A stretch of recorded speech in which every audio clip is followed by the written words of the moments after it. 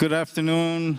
If you would like to take your seats, we'll be starting. We know some people will be arriving late.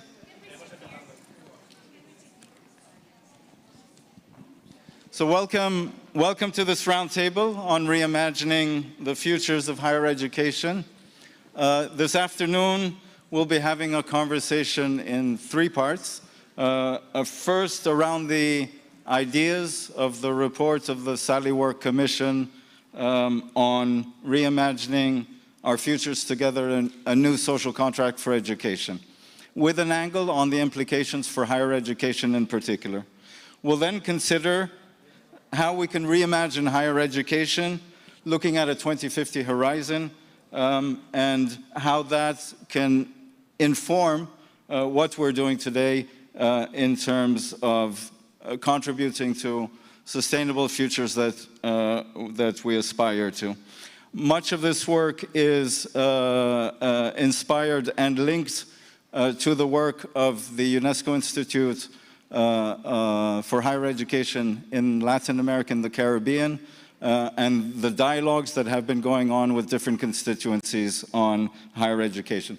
The last part, and we'll see how much time we have, of the session will allow a little bit for an open discussion. So I will be moderating the session together with Francesc Pedro, who is director of the UNESCO Institute for Higher Education in the Caribbean, in Latin America and the Caribbean. And we do have 6 panelists with us that I'll be introducing in a minute. But first, I'd like to give the floor to Stefania Giannini, Assistant Director General for Education at UNESCO, to give opening remarks. Stefania, if you would like to come up to the lectern. Thank you. The floor is yours, Stefania. Good afternoon, everybody. Hope you enjoyed the opening this morning and a very energetic start of this World Higher Education Conference 2022. It's a great pleasure, a great honor to be here with you from this stage to welcome all of you to join this important roundtable on reimagining the futures of higher education. It's about, as my colleague has already mentioned, reflecting together on the impact of an important milestone publication report which has been released by the International Commission appointed by the Director General Azule 2 years ago now,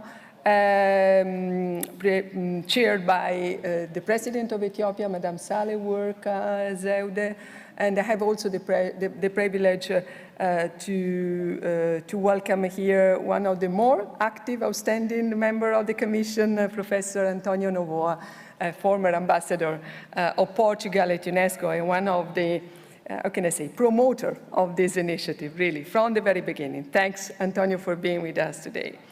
Well, there are a lot of things to say. I mean, many of them are not very good news. It's a very troubled time for the humanity, I would say.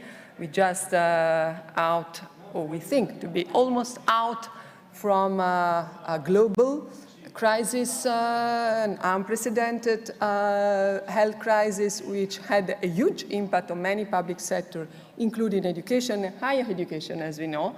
And a few months ago, the world is going to change because of another unexpected crisis in the heart of Europe, which is the war in Ukraine and the attack from Russia to Ukraine.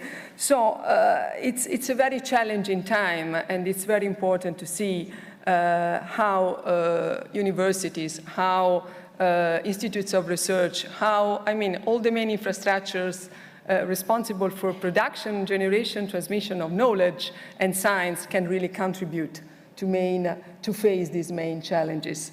UNESCO, as you know, is very much on top of the idea. I mean, I'm sure you enjoyed, you appreciated the Director General opening speech this morning, reaffirming the principle first that education is a public common good. It's a fundamental human right, And it's not simply and crucially giving access to children to the very first part of this journey, educational learning process, primary, secondary, but it's very much to make higher education part of this critical concept of right to education. But I'm sure that our panelists today will bring their different perspectives and reach the discussion after the keynote from Professor Novoa. Having said that, I think that in this roundtable, the main topic, the main perspective is to consider some of the implications of the Commission report for the role of universities, tertiary education and university in transforming social education system. Let me put on the table some questions I have in mind.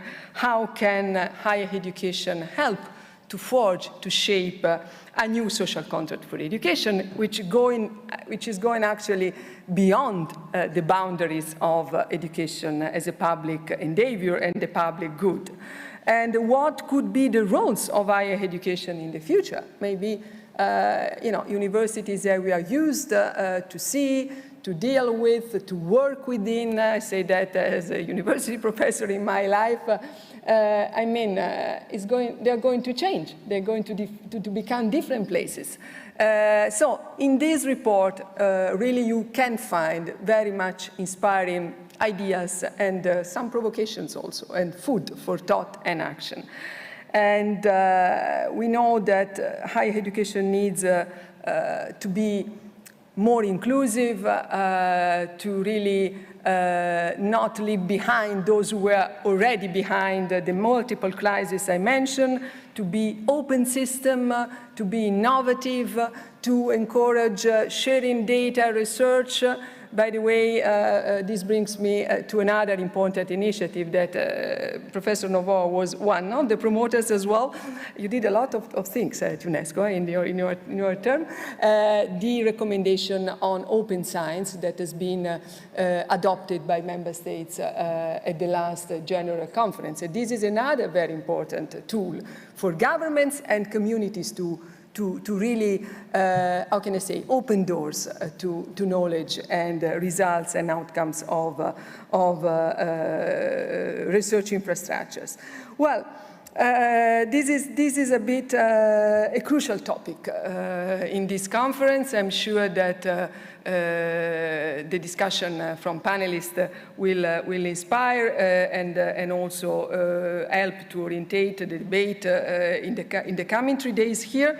But now it's my great privilege to give the floor, sorry, unfortunately through a video message, as she had a very last minute duty state, so to say, and she couldn't join as expected in person, to Madam Salework Zewde, President of Ethiopia, who is very much still working with us in the development of a roadmap, an implementation roadmap of the report. Before that, let me also recall that the Futures of Education report, Reimagining Our Future Together, a new social contract for education, is the kind of inspiring framework for another important initiative, which is the Transforming Education Summit that the Secretary General will convene in September alongside the Hunger Week as a top priority in our common agenda from the UN. Thank you very much. Madam Salework, for you. Thank you. Thank you very much, Stefania.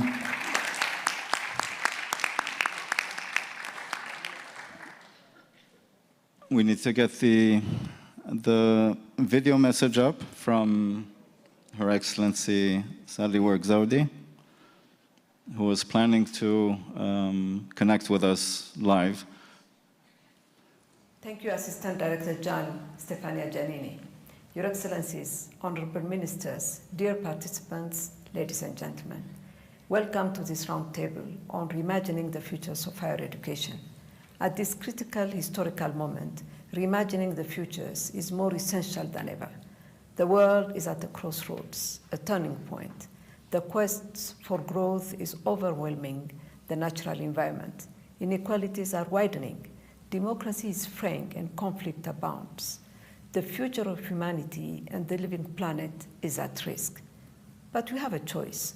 We can continue perilously down an unsustainable path or radically change course towards just and sustainable futures. Reimagining higher education is crucial for realizing the visions outlined in the report of the International Commission on the Futures of Education that I had the honor of chairing. When I was invited by the Director General of UNESCO to serve as the chair of the Commission on the Futures of Education, nobody could have imagined the challenges that the world of education would experience during this pandemic. COVID, however, had taught us that change at scale is possible. Our report calls for a new social contract for education, one that can help rectify past educational and social exclusions and address uncertain futures. Knowledge and learning are the basis for the renewal and transformation we need. Higher education can and must help forge a new social contract for education. Solidarity is core to the missions of higher education. Research and innovation enable us to learn together, to co-create and reimagine our futures together. Students are agents of change. Teachers and researchers can help shift the mindset that is necessary to transform education. Our report calls for a new research agenda in education, centered on the right to education for all throughout life. Higher education stakeholders can imagine new institutional configurations that enable sustained research and professional relationships within teachers in support of their profession-wide knowledge production. Closer collaborations between higher education and schools can enhance teachers' professional development. Higher education needs to be more inclusive, more open, more innovative, and more resilient and closer to communities. We need a new culture of collaboration and cooperation within and between institutions. As influential higher education stakeholders, we need to collaborate to reimagine higher education and to create and realize solutions together. In September 2022, Mr. Antonio Guterres, the United Nations Secretary General, is convening the Transforming Education Summit, for which the report of the Sahel Work Commission is a key reference. In connection with this, I am reconvening members of the International Commission in Paris on 28 June, just prior to the Transforming Education pre-summit on 29 and 30 June. We will take note of the deliberations of this World Conference and the roadmap for new era of higher education. The overall theme, reinventing higher education for a sustainable future, of this Third World Higher Education Conference requires our most creative capacities with the imagination and innovation needed to go beyond the challenges of our current times, to reimagine and shape more just and sustainable futures. I thank you. We thank Her Excellency President Sally Work, who would have and was planning to join us. We regret that, but we do have the pleasure and the honor of having one of the key members of the International Commission, Professor Novoa, Honorary Rector of the University of Lisbon, who led the research and the drafting of the report of the Commission. Antonio, the floor is yours to give us a keynote and to frame the panel discussion that will follow. Okay, thank you. Thank you very much, Sobi. Thank you very much to Stefania Giannini, to the President. Let me begin by praising UNESCO for this re-engagement with higher education. You need UNESCO's voice, a humanist voice, a voice capable of committing to profound challenges, always recognizing higher education as a public good, a public and common good. The long history of universities is marked by a permanent capacity for adaptation and renewal, but never, never as today have the challenges been so great. Just look at the 17 Sustainable Development Goals. None of these goals will be achieved without higher education institutions. our responsibility is immense. And that is why we need to reimagine higher education to build together our transformation looking ahead to 2050 and beyond. This is the approach adopted in the last UNESCO report, Reimagining Our Futures Together, a new social contract for education. The entry point of the report is human rights. Education as a human right, but also the role of education in promoting human rights. It is from this entry point that the main current disruptions are presented. Widening of inequalities, climate change, digital transition, democratic backsliding, the uncertain future of work, as well as the demographic revolution, opening a new time for an intergenerational education throughout life, and the rise of migrations and mobilities and situations of conflict and fragility. It is from these multiple overlapping crises and challenges that the futures of education need to be reimagined. Let me recall Maxine Greene when she says, "I cannot imagine a coherent sense of purpose in education if something common does not arise in a public space." If something common does not arise in a public space. The public nature of education and of higher education is central to the report in connection with the common.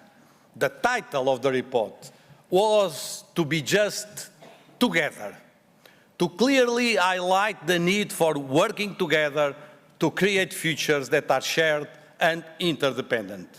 Following Martha Nussbaum's reflection in her celebrated work, Not for Profit, Why Democracy Needs the Humanities, we must resist efforts to reduce education to a tool of the gross national product. Therefore, we need to bring together the concepts of the public and the common. Public education educates the public. The emphasis on participation and citizenship is what strengthens education as a common good. The report is built around the idea of education as a collective act of co-creation and co-construction. Universities, we all know, are institutions unlike any other. Their strength and usefulness lies precisely in this difference. The day they lose their specificity, allowing themselves to be governed by market rules or commodification trends, they will become useless. A narrow profit-focused education, and education based mainly on profitability in the global market, would lead to the end of universities. That is why reimagining the futures implies preserving higher education in its own terms. Universities exist in a different time, not the frenzy of productivism, entrepreneurship, immediate results, short-term profit-making. Their time is different. It is one to cultivate doubt, to mature thought, to develop imagination, to build participation, to address complexity, and that is why they are useful. Drew Faust, president of Harvard University, brilliantly said it in her installation address. Let me venture a definition. The essence of a university is that it is uniquely accountable to the past and to the future, not simply or even primarily to the present. The university is not about results in the next quarter. Universities make commitments to the timeless, and these investments have yields we cannot predict and often we cannot measure. Dear colleagues, one of the most absurd and damaging trends of recent decades is the idea that there is a single university model, induced by uniform rankings that all institutions should seek to emulate. Universities need to develop their own projects based on their histories, roots, and missions. A global standardization is detrimental to many countries and regions particularly in Africa and Asia. This standardization can be useful for the internationalization of profit and attraction of international students, but it does not serve the internationalization of cooperation and opportunities for the mobility of all students and all teachers, and the purpose of a multi-centered world. The UNESCO report attaches the utmost importance to higher education. To say this is to make the most obvious and yet the most revolutionary statement. Universities are educational institutions. Strangely today, little is said about education in universities, about pedagogy, about students and their lives, about professors as teachers, and about the condition and the work of professors. Little is said about the essence of a university. And furthermore, as the President of Ethiopia and of the Commission was saying, it's necessary to insist on the importance of linking higher education and basic education, because the future of basic education largely depends on universities, but also because the future of universities largely depends on basic education. Of course, there is the really relevant issue of teacher education, which universities are responsible for. But this link must go much farther, crossing the entire university world, all the scientists, all the scholars, all the academics, in all areas of the universities. Universities must be fully committed to basic education. And this is one of the main changes in the directions of universities. And that is why one of the central points of the UNESCO report addresses knowledge and science. The internal reorganization of universities must be in line with the convergence revolution and the need for cross-disciplinary research. The main idea of the knowledge commons runs through the entire report, as well as science, innovation and technology, but also knowledge and culture, knowledge as open science, as Stefania Giannini just recalled us, shared science, citizen science, in a world of denialism and fake news, and so many attacks on human rights. We need the presence of science in society and politics. We also need to value scientific literacy in schools. It's crucial that science asserts itself as a pillar of our common lives. We need to fully assume this responsibility. Universities and science can do much more than they sometimes realize. Let us be bold and ambitious. For the International Commission, this ambition translates into a new social contract for education, into new pathways for higher education. Internally, there are fundamental changes in universities, especially in their relation with society. Universities must be ecosystems for innovation and for citizenship, intertwined with cities and with democratic participation. These changes must be able to integrate new university routines. An open university, also marked by the digital transformation, of course. But contrary to many fashionable futurisms, the presence on campus remains and will remain essential. If higher education were just higher learning, perhaps the campus could be replaced by digital networks and devices. But higher education is much more. It implies presence, participation, conviviality, the construction of shared futures with equity, inclusion, and pluralism with social justice. It implies encounters, relationships, joint work, and our joint work are at the center of our mission. We cannot forget, we can never forget, that some of the main historical contributions of higher education have been the student struggles and academic endeavor for freedom, for gender equality, for the protection of the planet, for the cause of diversity, for decolonization, to overcome discrimination, marginalization, and exclusion. Externally, these changes must relate to a new social contract that means a consideration of education as a global common good. This entails a global solidarity and new investments, of course, and a clear understanding that education, like health, is a global responsibility. To do so, we need to recognize the millions of individuals and experience that exist in the world today, their acts of courage, resistance, creativity, and care. And we need a massive commitment to social dialogue, to thinking and acting together.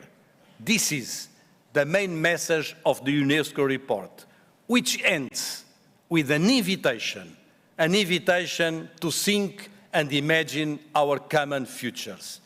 This report is not a conventional report, a blueprint, a closed document. No, on the contrary, is an open document which results from the consultation of 1 million people worldwide and which aims to mobilize many more in the years to come. In the case of higher education, we are talking about 250 million students all over the world. It is a huge population of young people and adults who can bring hope for change. For that, we need courage and boldness, because the biggest risk for universities is not being able to take risks. The world needs, more than ever, universities with an unconditional freedom, with the audacity of courage, because universities are schools for everything, universities are schools for everything, but above all, for freedom. Thank you. Thank you so much, Professor Novoa. Always inspiring. And picking up on the invitation, and the report is an invitation for thinking together, for dialogue, and for acting together. We've got with us today a panel that I'll be co-moderating with Francesc. Hillig van 't Land, who is Secretary General of the International Association of Universities. Thanks for being with us. Yumi Yamaguchi, Director of the Institute of Advanced Study of Sustainability at the United Nations University. We've got Sebastian Berger, Executive Director of the Global Student Forum. Thank you for joining us. Carrie Facer, who also closely associated with this process, like most on the process of developing the report. Carrie is Professor of Educational and Social Futures at the University of Bristol. Thanks, Mpine Macau, who is the Dean of the College of Education, University of South Africa. And finally, Zul Kifli Abul Razak, who is the Dean, the Rector of the International Islamic University in Malaysia. Thank you all for being with us. This is our opportunity to take up that invitation. This is our opportunity to hear you and the diverse voices in responding to the framing of Professor Novoa, each from your perspectives and your spaces. Hillig, I'd like to start with you as Executive Director of the International Association of Universities. How do you see the value and the role of higher education in moving towards more sustainable futures?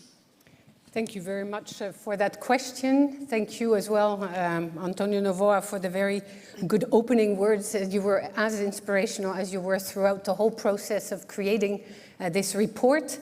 I would like to pick up on a few of the more provocative parts of your introduction, also of the report, and maybe highlight another of the quotes that you took up in the report, and that's the one by Mahatma Gandhi, who said that the real difficulty is that people have no idea of what education actually is.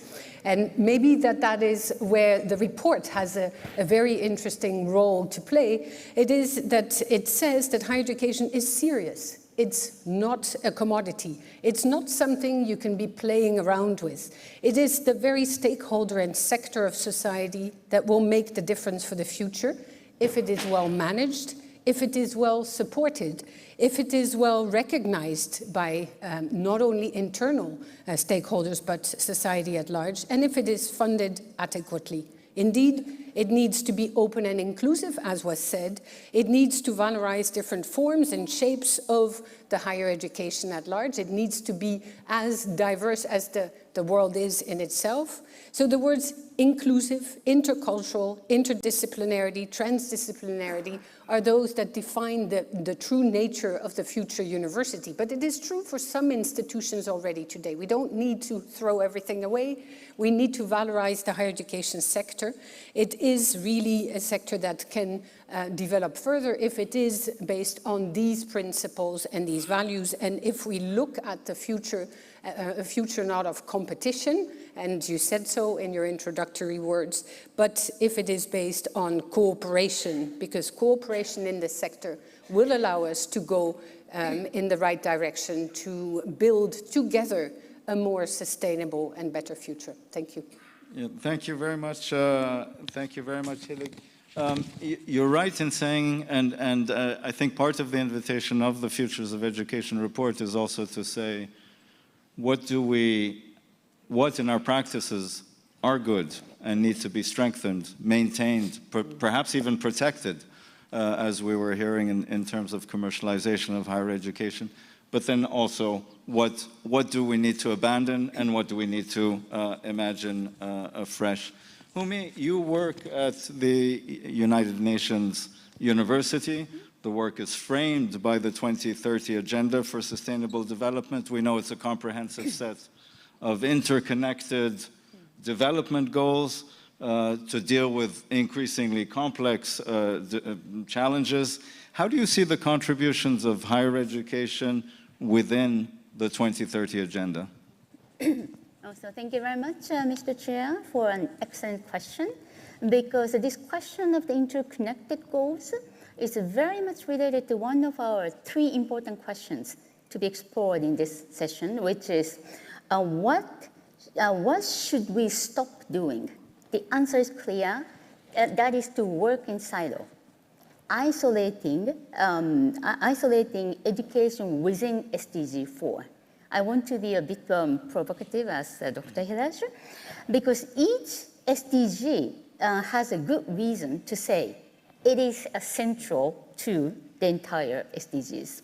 At the United Nations University, I work with a diverse group of the professionals, and then the water expert would say the water, SDG 6 is the center of SDG, and biodiversity professionals and project manager, they said definitely SDG 14 and 15 are the core of the SDGs. So that means that each SDG, each SDG's inevitability of each SDG made us work in silo in the past, because we're focusing so much on what your expert is about. So my idea of the higher education is the key area to connect, to break such a silo and bring the changes beyond SDG 4. Okay, of course, education should be still the core, but work as a core to enhance the synergy among the SDGs. Then how we do it? Just two quick intervention. The one is definitely we're in a position to promote collaborative research across the different expertise area. It's easy to say, But one example we have done recent years, we worked with 5 different countries in Asian Pacific, representing each country 5 universities to create the joint degree program on disaster risk reduction and SDGs.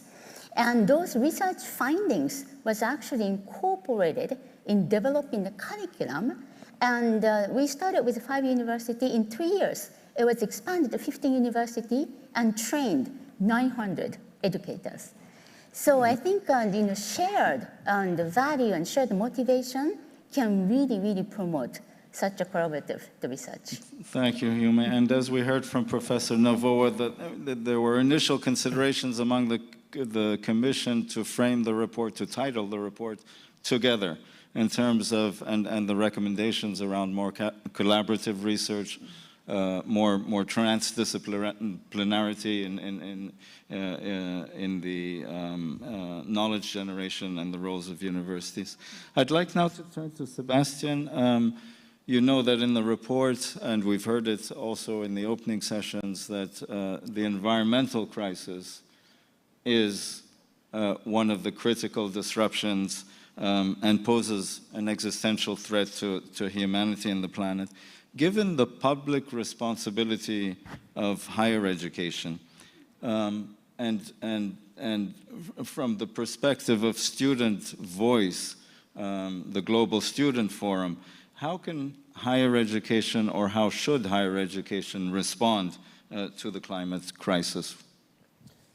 From our perspective, I think climate change has been very much at the heart of the political efforts of the student movement, and we believe that we need a multi-dimensional approach that streamlines sustainability in research and innovation, but also in teaching and learning, but also in the daily operations of universities. And to live up to this responsibility, especially in terms of the research and innovation dimension, universities need to be properly funded to do this work and to help governments and the public and the private sector to implement practices that help mitigating the impact of the climate crisis. If we agree that quality education is the strongest tool to spark societal transformation, we need to ensure that we use it to change the behaviors of learners. We need to make sure that we change the behaviors of future generations. And we firmly believe that education for sustainable development is a central aspect of quality education. There is no quality education at this point of the crisis without it. And therefore, teachers and students need to be equipped with the tools to address the climate crisis and to shape inclusive and socially sustainable societies.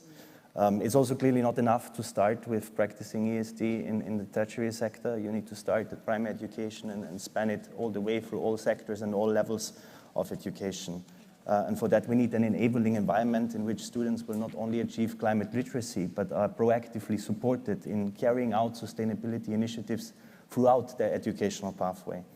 And the last dimension concerns the role of universities as lighthouses for other sectors of society, practicing what they preach in relation to sustainability. And unfortunately, so far, only a very small percentage of universities have pledged to net zero targets in the Race to Net Zero campaign. And we would be calling for concrete institutional action plans for the reductions of emissions developed under the involvement of faculty, of staff, of students. The Green Office model is a very good one that we strongly endorsed. So to sum up, the future of higher education that we hope to see is one where all humanly possible, all efforts are being made by the sector to turn the tide on climate change, so we have a future that is worth living, but also worth looking forward to. Thank you very much, Sebastian. Before we move on to the next part, the second part of our panel, which is more focused on the futures of higher education, perhaps in reaction still to the report of the International Commission, quick reactions again from the three of you. It's an invitation to forge a new social contract. We heard that. To do that together, a new social contract that can redress past injustices and help to shape sustainable futures. It's a notion, it's an approach to social contract which is less contractual or transactional and more relational, about collaboration, cooperation, and bringing in those who have been excluded. Hille, given the roles that universities play at various levels, how do you see how does the involvement of higher education stakeholders need to change or be strengthened? Changed, not sure. Strengthened, yes. I'm very pleased that this very report is housed at UNESCO, which has the capacity to actually facilitate also this development of the social contract together with higher education. Knowledge and learning are the basis for renewal and for transformation. And indeed, the higher education sector in itself is really the crucial lever for the development of this new social contract that can repair past injustices that are still continuing, while also transforming the future. And how can universities do that? They are doing it already in many forms or shapes. They work with the communities around it. It can be reinforced, and I believe also in the second part of this conversation we will have examples of that. But they have to better work probably with the different other sectors in society, with governments, with the local cities, with the local regional governments that actually are the areas in which they're based. So the universities have a unique opportunity by bringing already to the established and to the institutions thousands of people who are the citizens of society. So whatever comes through the higher education systems will go back to the society as well, and that's where the social contract will be built, and we can do that together. Great, thank you, Hille. Hume, how can the United Nations University and the network of centers on sustainability, how can they take forward the call of the Commission to build this new social contract? Okay, and thank you, Mr. Chair, for another excellent question. Actually, when I was reading through this Futures of Education, among others, I really enjoyed the Future Looking Chapter 8, innovation, call for research and innovation. It explicitly emphasizes that the higher education is the core sector for evidence-based research and policy, data-informed policy formulation. But I think that is not enough. Okay, I think a very important role of higher education, what we should be doing is really to translate those into education activities for everyone, not only for the university student, beyond the university. For example, there is no shortage of research on climate change. There are many, many research on climate change. What is important really to reflect these findings into the education program. For example, for citizens to unlearn the daily high emission activities, for government officials to relearn the low carbon socio-economic development strategy, and for industries to create solutions without the compromising their business. So in other words, higher education, we have a vital role really to play to ensure the effective communication and translation of scientific findings into impactful action. As your report mentioned, that our damaged planet is really very much dependent upon. Okay, so just one last comment. So in an attempt to achieve this important work of higher education, United Nations University announced at COP26 last year in November in Glasgow that we are initiating to implement research-informed education program to support member states in implementing the Paris Agreement. So that is going to be launched in 2023, and we're in discussion to collaborate with UNESCO, UNFCCC. So that's again cross-cutting the collaboration, definitely, and we hope and expect to cascade those impacts to the skill development at the national and local levels. So that's one big event ahead. Thank you, Humi. So really taking forward the call to create and define a new research agenda, and to do that with a focus on your area of expertise on sustainability. A last quick one for you, Sebastian. Beyond the issues of environment, the report of the Commission also underlines democratic backsliding, rise of authoritarianism. From the perspective, again, of organized student movement, what do you think higher education needs to do to further democracy? We think that higher education institutions have historically been places where critical thinking is developed, even in hostile institutional and political environments where academic freedom and institutional autonomy are being challenged. But for higher education to truly empower people to become active citizens, to be self-determinating and to involve themselves, engaging in civic discourse, the rights in students, on teachers and staff to think freely must be preserved so education can fulfill its role in furthering democracy and freedom of expression.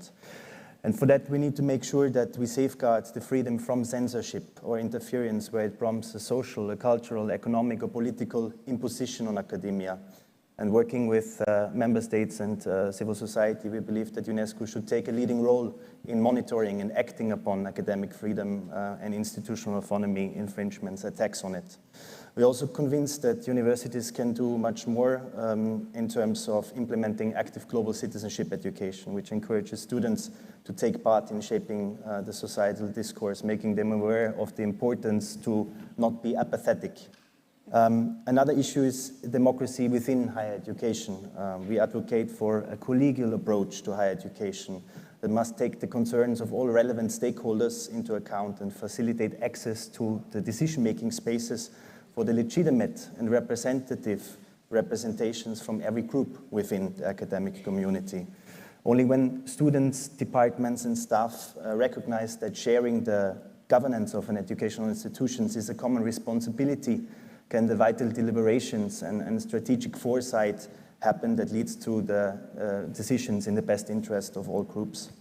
The meaningful participation of democratically elected student and teacher union representatives must be therefore regarded as a fundamental value and a pivotal building block of institutional democracy, but also educational quality, since nothing can replace the first-hand insights and experiences that students and teachers bring to the table, the two groups between whom the process of education actually takes place. Thank you, Sebastian, and for this first round, and I think it's just an excellent illustration of how, in different capacities, the call of the report of the Commission can be taken forward, and the insights are important. We now want to move into, and I'll be passing it on to Francesc, to be looking at really higher education and reimagining higher education, looking at a 2050 horizon. Thank you very much. And now we will have the opportunity to hear from the other three panelists more specific views about the value, first of all, if there is any, on reimagining higher education, and also some experiences that they can share with us. Now, let me start with the first question to Professor Carrie Fraser. She is a professor who has devoted a lot of time writing and teaching about reimagining the futures.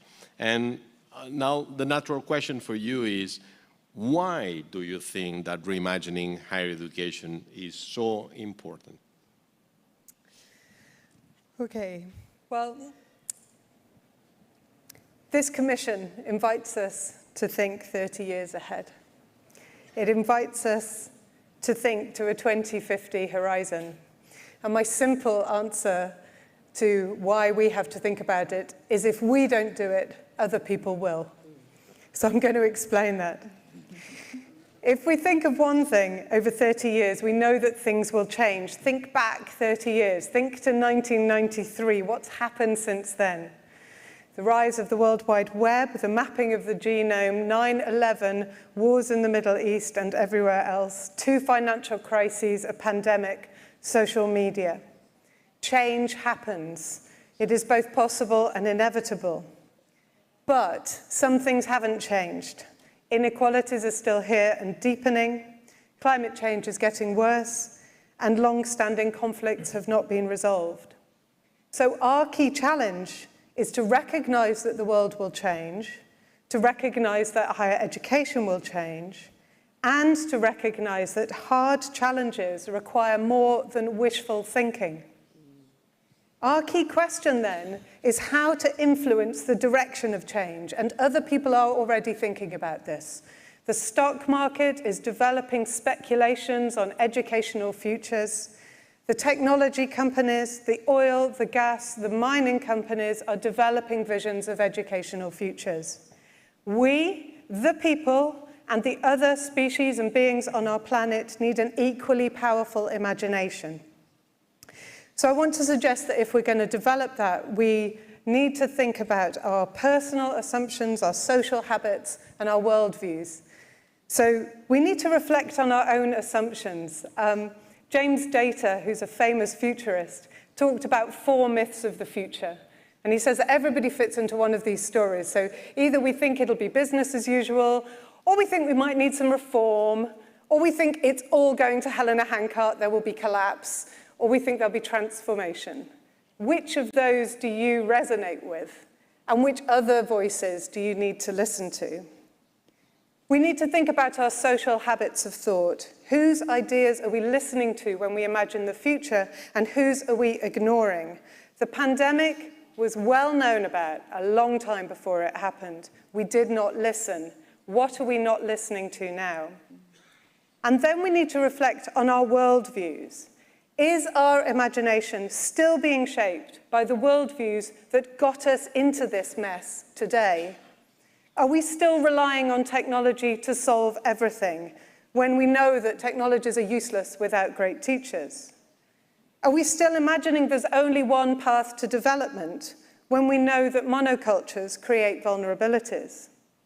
Do we still think individuals and market approaches create social justice when we see our cities full of the homeless? And do we still think we are outside nature as we see the floods and the droughts around us? Reimagining our universities to ensure equality and sustainability will not come from the same old mindsets. It is time to let go of these old stories if we want to open up new futures, and if we want to encourage many different approaches and different experiments to what higher education can be in a changing world. Thank you, Carrie. Really, really inspiring, I have to say. Thank you. Really, really inspiring. Okay, let's move one step further, and I'm going to ask Mepine Makoe, okay, to help us to see in which ways do you think we can usefully reimagine the futures of higher education. So we are entering into the domain of how. Thanks, Kerry, for introducing the what. And now I'm getting into the how. And as teachers, we know that we have to do certain things in a different way. And the how of the futures of education is that we need to systematically think about the future. This is just not an imagination that you have, that you sleep over, and then you wake up with this imagination. We have to be we have to know what we want from this higher education that we are talking about.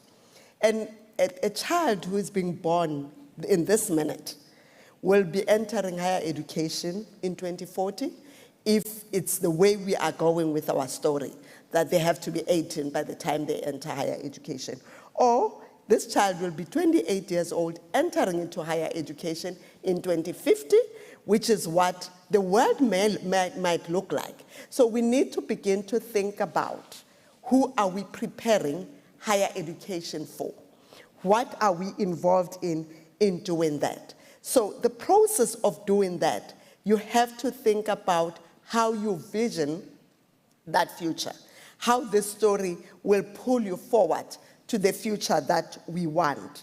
What is the lens that is driving us to that future? Kerry referred to the social injustices of higher education. And we know that there is a problem in that space. We know that higher education is not doing what it's supposed to be doing.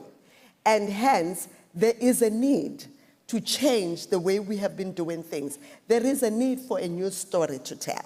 There is a need for us to come up with new ways of doing things. Hence, it is important for us to engage in the process of looking at what is not working in this space and what might be working and what is it that we want. History tells us that if you don't have a clear vision coming from the developing context, if you do not have a clear vision of what higher education should do to your country, the education system that will help, that will be there, will underdevelop you instead of developing you. So it's critical for us to start thinking and rethinking about what we need to do, to think and create the alternatives. We are talking in terms of the futures because futures are plural in nature. We are not talking about one way of doing things. And the speaker was talking about the differences in education system. It has to address certain things and address them differently. So as human beings, we are really fixated by the future, but we need to be systematic about it. We need to come up with ways of looking at the sense of the possible, the sense of this 18-year-old who's being born today, and what is it that this 18-year-old is, what the world that this 18-year-old will be walking into. Thank you. Thank you very much. Thank you. Thank you for this call to systematically addressing, the process of reimagining. And you put a lot of emphasis on how important this process is, just to make sure that subjects, individuals, take the lead in a particular institutional context. So thank you very much. Let's move now to Jules Razak, to whom I'm going to ask openly, from your experience, how can visions of the future of higher education be applied in practice? Because that's I think, is the most important, at the end of the day, the most important issue, in practice. Right, that's a tough one, but let me give it a try. Let me start with what Professor PC was saying. I think, what is it that we want? From my point of view, if we talk about the future, we want better human beings. That, I think, is a question. This morning, we talked about how do you make education human-centric rather than technological-centric or economic-centric. The person that we want to change is a human being, a better human person. In our case, we call it humanizing education. In other words, how do you train people to be better human beings in trying to manage their world and also the world outside?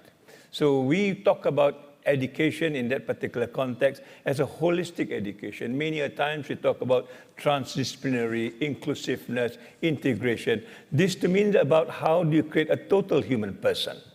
And I agree with you in the sense that when we talk about education today, it is totally fragmented. And more often than not, it is about an economic drive.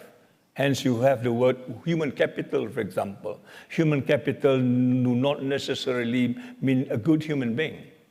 And we want to go back to this whole idea, who is this human being? And I think it's already being spelled in many of the UNESCO sort of document. I remember the 4 pillars of learning. We have what learning to be. Learning to be is about creating that human person. In fact, the word that's used in human to be is to create a complete human person. And we are very far from creating this complete human person. So this trying to attempt to make this work is to go back.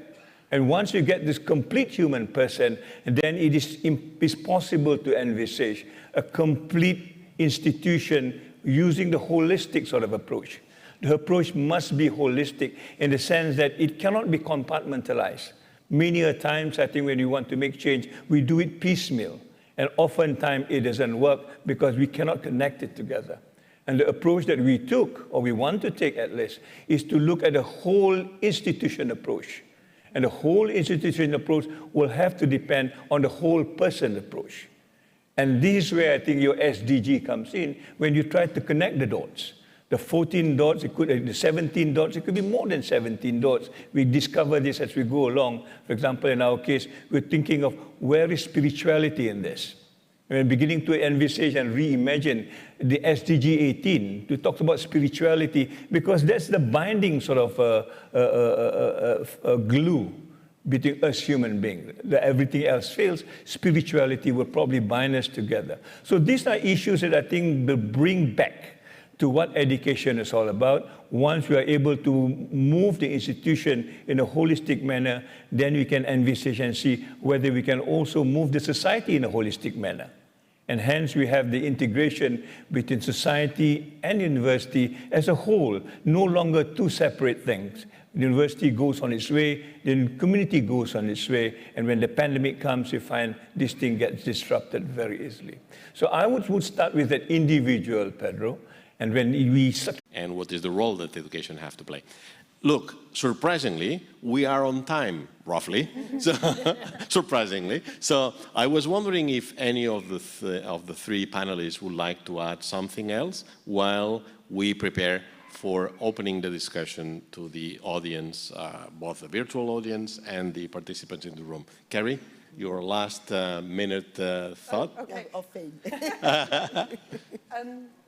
I think thinking around futures, we have historically thought of thinking about the future as having a blueprint or a model that we're going to get to. What I've heard here, and what I think that this report is doing, is saying actually it's about setting a direction. It's setting a course. And that course is a set of values that helps us make decisions. We can't predict the future. Things are going to change. What we need is something to help us answer the question, are we going in the right direction or not? And that's precisely where this conversation about values is absolutely central. It allows us to make those judgments as we go, not just looking at the future, but looking behind us and seeing what we are making, what is coming out of these decisions, because there will always be unintended consequences of anything that we do. Very useful, Carrie. Mipin, McCoy. Okay. I agree with you, Kerry, that when we think about the future, we always have to go back where we are coming from, because there are a lot of lessons to learn so that we are able to pull what we'll go forward with and what we may eliminate in the process. And it's important as well to have a clear vision of where you want to be, because that vision is a pull factor. It pulls you forward to what you want to be. We talked about the public and common good as the speaker was talking about, and that is a very clear vision. We want a community that is participatory, cooperation among people, reciprocity, and those are the values of empathy, values of inclusiveness, and those are the values that we need in higher education, that we need to talk about to address the social justice mandate, to address all the injustices that have happened. And I agree with Joel when he says we need to start with us as an individual. When you start with an individual, then the institution that we are talking about is operating within an environment of individuals. And it is that environment of individuals that will be able to grow or to take us to the future we aspire for. Thank you. Thank you very much. Joel? Yeah, I want to follow from what you're saying. I think when we look at sustainable development, I'm critical in the definition of sustainable development that talks about the present and the future and does not take the past into account. I think we need to revisit that definition, because so much of what we are discussing today is about the past.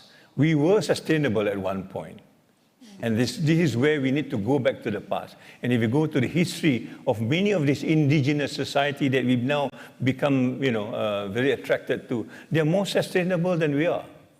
And in places like Bali, for example, in Indonesia, sustainable development has been practiced for more than 900 years. It is not new. It is not something that comes out of 1987, and this word then become bandied around. It has been there for a long time. And this is where I think the whole idea of sustainable development associated with the past, a way of life, a way of living, the balance that we talked about. These are something that we've been practicing for a long time that we have forgotten. And until we go back to the past and understand what the human being used to be in the past, and then we go on grappling into something which is really very difficult, especially when you have technology now. Technology seems to be, quote unquote, the panacea of the future, which I doubt so, until and unless you can humanize technology at the same time. And that's another ball game altogether. So understanding the past will help us to actually realign what the future looks like. And this is where I think the new education, as far as sustainable development, ought to take into account. Thank you. Thank you very much. If this is very short, then I'll allow you. One comment. The concept of the individual I'd like to replace with the idea of the person, because as people, we are so dependent upon each other. We are connected and part of everything else. So I think if we can talk about reframing the idea of the person at the heart of education, that will help us get out of some of the problem, which is individualized, atomized thinking that has got us into the difficulties that we're in today. So I think we can agree on the need to reframe, but if we can keep it to the person rather than the individual, I think that would be helpful. Thank you very much. I'll move here. Because that way, I think we are going to be easily to engage in a conversation. Now it's the time for you and also for our participants online to share with the rest of participants thoughts, reflections. So if you can raise your hand, I see one over there. I will be taking 3 in a row, 2 and 3. Okay, let's make this first round, and then I will go to the virtual participants. You go first, please. If you can identify yourself, please. I'm Kaiser Omar from University Putra, Malaysia. Thank you for such a splendid discussion on stage. My quick question is, PowerPlay has and always become a central agency for betterment of education. So how can we address this? How can we make better strategy to overcome this issue of power play? Thank you. Thank you. Thank you very much. And thank you very much for being so short and up to the point. I will come back to you, but now we have a second request over there. Yeah, exactly. Over there, please. I'm sorry, there is a lot of distance between the one and... So the next one, yes, was on my right-hand side.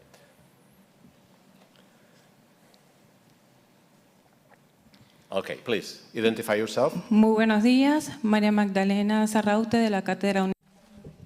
Hello, my name is Maria Magdalena Huarte.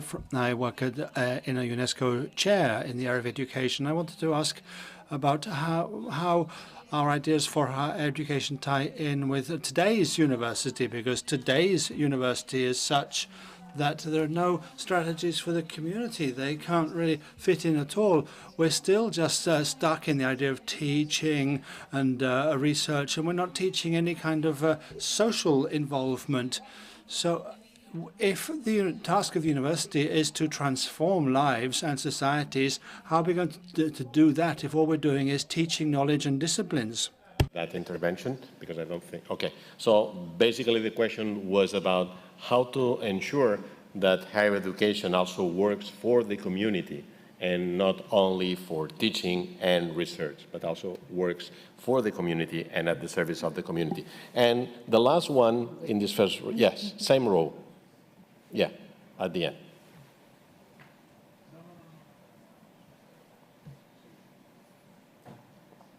You don't need to ask questions. You can also share your thoughts, your reflections freely. Only a maximum of 1 minute. Yes, please. Thank you very much. My name is Myriam Moïse, Université des Antilles, Martinique. Thank you very much for this great panel. I also represent Universities Caribbean. I just first want to congratulate this panel for having gender balance, and this is not so easy to see. Because so many panels are actually male-dominated. I believe it is the first step to consider SDG 5 should be considered by men and women. It is not a female business. It is human, it's humanity, it's equality, gender equality should be an objective for all of us. So I want to congratulate you for this. And linking my comment and question to this question about the futures of higher education, I want to insist on the S, because, you know, everyone cannot have access to the same future. You cannot discuss the future of higher education the same way in the Caribbean, in Jamaica, in Haiti, the same way as you discuss it in Paris or in Madrid or in Barcelona. So I want to address, I would like some of our panelists to address the question of intersectionality.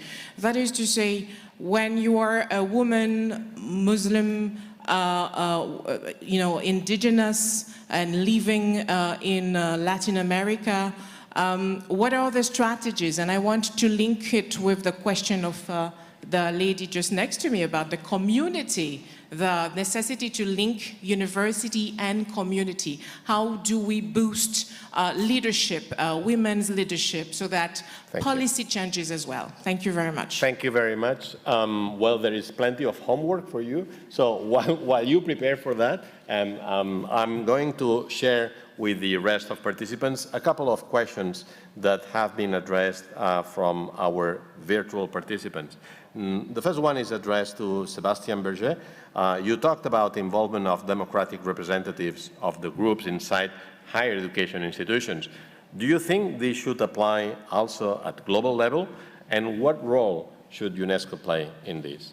And for the whole set of panelists, does local regional culture have a more important role in the future of education?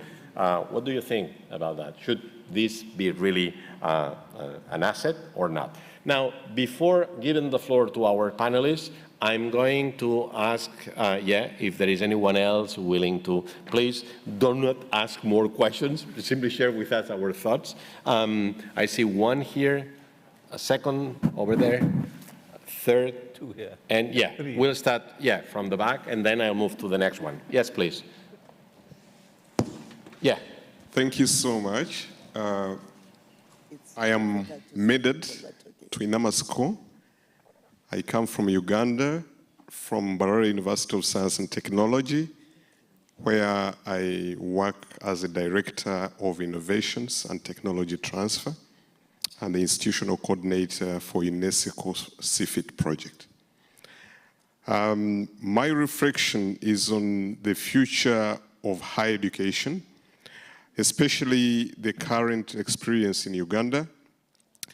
My thinking is that this needs a holistic approach, looking right from the curriculum at pre-primary, primary, secondary, and higher institutions, that is university, because there's always a big mismatch between tackling the issue at the top, when actually at the low level, there's a big disconnection. Looking at the current uptake of science, technology, and innovation for Uganda, which stands at 24% as compared to 40% of the science, technology, and innovation policy. The female students tend to take a very insignificant share, because for its case, it comes at around 18 to 19%. So that means from the lower level, the female students will not take up science courses or technology courses. So waiting at it at higher level of universities and institutions of higher learning becomes very problematic. So my take is that we need to handle this issue systemically, but also holistically, looking at the way-round of curriculum development and implementation from the start to the end. Thank you. Thank you very much, colleague. Thank you. I'm starting panicking because I see now that the numbers just telling us how much time is left are now red, which is really alarming. So I'm going to take the yes, there was a second one here, and then and then another one here. My name is Wuri. I'm the Minister of Technical and Higher Education for Sierra Leone. I just want to express that indeed a lot of discussions are now emanating with regards to re-imaging and with regards to rewiring higher education. I just also want you to note that the higher IG people within African countries tend to blend with people in the Western world in doing research. what seems to be coming out is that the research hardly ever reflects what is required in the developing country. It also acts like a channel for brain drain from African countries as well. A case in point is the amount of resource we put into corona as against malaria that continues to kill large numbers of people in our countries. How would UNESCO therefore see for there to be a lot of weight given to research work within developing countries, for them to be able to utilize that to move from one level to the other in the higher education sector? Thank you. Thank you very much, Minister. And the last one, then I'm going to offer the last opportunity to our panelists, and then we will move into the conclusive remarks by ours. Thank you. I will be Yes. short. I'm Caroline Medel Anyanuevo. I'm the head of the education unit of the UNESCO Regional Office for Southern Africa, and I'm very happy that we have here the SADC Secretariat, because we tried to do the futures of higher education and TVET with SADC, and I'm happy that a few experts who have been part of this process are here. And I think the first important challenge is the relationship of higher education and TVET. Now, in a session this morning about skills, there is a divide between knowledge and skills. Now, knowledge is with higher education, TVET is with skills. So I think in reimagining the futures of higher education, how do we reimagine universities and the relationship with TVET? And second, we thought about the theme sustainability and digitalization. How are these transformatory? Everybody's talking about ICT digitalization, but are really they transforming higher education and the persons? Thank you. Thank you. Thank you very much. In the interest of time, I know that this is not really in the script, but I think that you have received a number of questions. If I can, Sobi, if you allow me, just to give 30 seconds to each of the panelists. Hilige, please. All these very interesting questions and points raised. I will answer just to a few with one simple part that was taken from the report. We need for a whole sector approach to education, all levels of education, from pre-primary, primary, secondary, tertiary education to lifelong learning. We need to work across the whole spectrum of education, because much of what's happening in basic education will be impacting higher education, and vice versa. Whatever happens in higher education will be impacting all the other levels of education. So if we don't take a whole of sector approach to education, we will not be able to transform in the way that we have been looking at any kind of future for higher education. So I think that point is absolutely key, and that requires strong support from everyone in society. Otherwise, we will not be able to achieve any of the goals set by the report. Thank you. Thank you very much, Hilige. I think this is a very generous comment coming from the university sector. Professor Yamaguchi. Thank you very much. I just want to react to one of the questions about the importance of higher education directly working with the communities. And it is true in the past, the major mission of higher education was research and education. But trust me, it has been changing. Many of the missions, the statement and goals of the university has been recently research, education, and social contribution. I have seen. And in fact, we, the United Nations University, we are promoting the direct linkage between higher education, the universities, to work with the community. We have developed a scheme called the Regional Centers of Expertise on Education for Sustainable Development. And we have right now 185 such centers in 5 different continents, in, if I get it right, 62 countries. And we have so many good practices. And in fact, we have met today in person for the first time, but he's mobilizing his network of the higher education and local community to work together. With the influence of the pandemic, the role of higher education universities for the community really become much more important than ever. So I'd like to give the information on where to find those good practices Thank after you. this session. Thank you. Thank you very much, Sebastian. There was a direct question. I don't know if you want to address it. I will try to do that in 30 seconds. The question regarding global student representation. I think it's a widely regarded fundamental value that elected student representatives of student unions are involved in decisions on the institutional level. The same applies to UNESCO's member states, to most countries who work with the National Union of Students, with the legitimate elected student representatives in governance and policy making. And I think it's a logical conclusion that in the education sector, and specifically in higher education, that UNESCO needs to work with representative student unions, because the people that speak on behalf of these unions are accountable to the electorate, to the students, and to represent more than only their voice and act upon agreed policy. That is the qualitative difference, and that's the difference that makes democracy. Thank you. Loud and clear.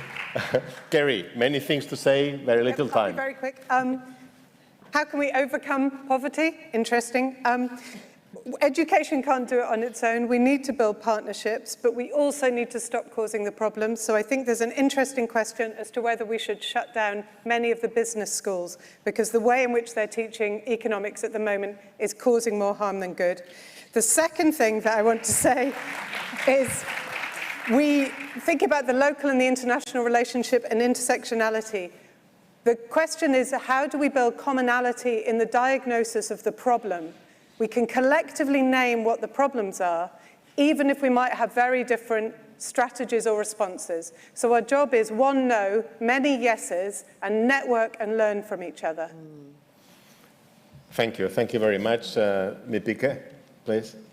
I'm just going to address the issue about the curriculum at the low level and going down. And we need to be very holistic about our approach. The curriculum in many of the developing countries is the curriculum that was left by colonizers with a vision of subjugating the whole nations. Now we continue with that, and we wonder why it is not responsive to the needs of that. All I can say is that we need to start thinking about what works in our context.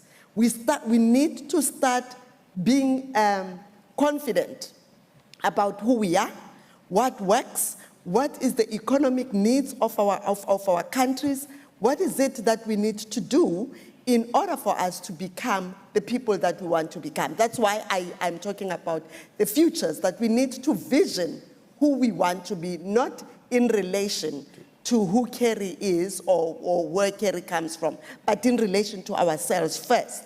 And then we'll have more to share than not to share. Thank you. Thank you very much. Point taken. And Jules? Okay, my take is very, very simple. I think I want to continue from what you may have left. I think it's time to remodel what the university is all about.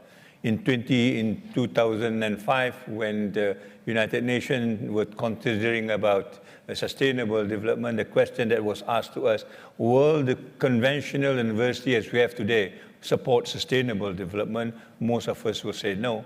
And then we create another model called the Regional Centers of Expertise for Sustainable Development that works with the community. Yeah. It is community-based. It is research based on community. It is about community well-being. And the university and the community is one. There's no separation. There's no gates. There's no two different entities. We share, we co-create knowledge, and so on and so forth. Now that one center in 2005 has grown to about 200 centers around the world. And we think this is a remodeling of the university. And unless and until we think of a new model, then we will be stuck with the old model, because the industrial push for this conventional university to stay is very, very strong. I support what Terry is saying. So there must be an alternative before we can even move into something which is new. Remodeling is what I hope UNESCO will support us this. And I've got a brochure here that talks about what a new university would look like. And we hope all these elements that we talked today will be part of the main ingredient of what needs new university for the new future will look like. Thank you. Thank you. Thank you, Dul. With this call for remodeling, let me invite Professor Stefania Giannini to take the floor and share the concluding remarks, while I ask you to provide us with an applause to our panelists.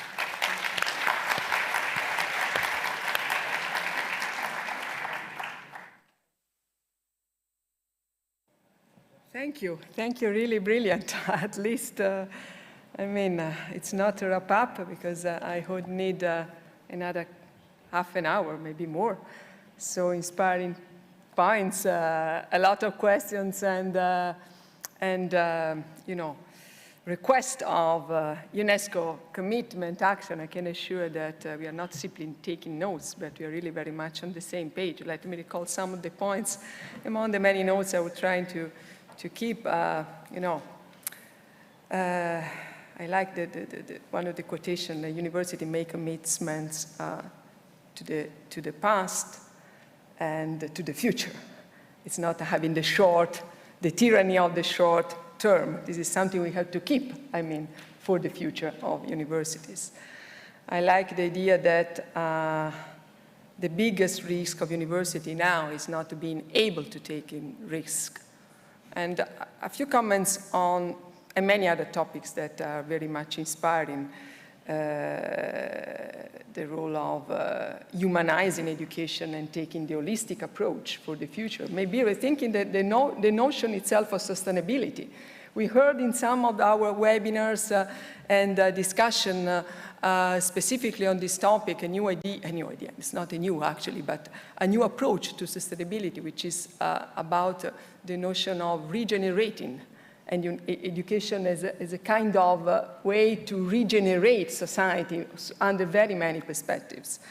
And I take the point very seriously of our Minister of Science and Technology from Sierra Leone, how UNESCO can contribute to address developing countries' challenges, including brain drain, including research and not always meeting local and expectations and needs. And I think the last speaker just clearly said it's about the decolonization of education. Can we use the right word very openly and taking the risk of using them? We are on your side on that. And the Transforming Education Summit process is very much on that as well. But to conclude, because we are on time, I don't want to make a contribution and this value. Well, I was asking myself, which is the real added value of this report in comparison with the tradition that UNESCO has, no? The 4 report, the Delors report, a very impactful publication, a very powerful, inspiring papers, books, blueprint, whatever. I think that starting from the mark of S that I remember was a part of the discussion from the very beginning with the members of the Commission, especially Professor Novoa, it's about really bringing a new perspective on the what. If I wish to synthesize, to summarize my understanding, as the Delors report and the 4 report were very much about learning to be. This is very much about learning to become and learning to care. Maybe the approach for this century to address all this complexity and these very many challenges is to learning to care. And about the how, already said, and I think that the evidence is today, this is a real living document. This is really a process. And maybe the process, as much as possible, is important as well as the report itself. So I wish to conclude thanking all the members of the Commission, Madam President Sahle-Work-Zewde for dedicating, despite the many challenges and her duties, the time and the inspiration to lead this initiative. But I wish to thank all the contributors today, in the recent months, and I'm sure in the next future, to make this a kind of GPS, can I say that, to navigate the futures of education for many other sectors as well. Thank you very much.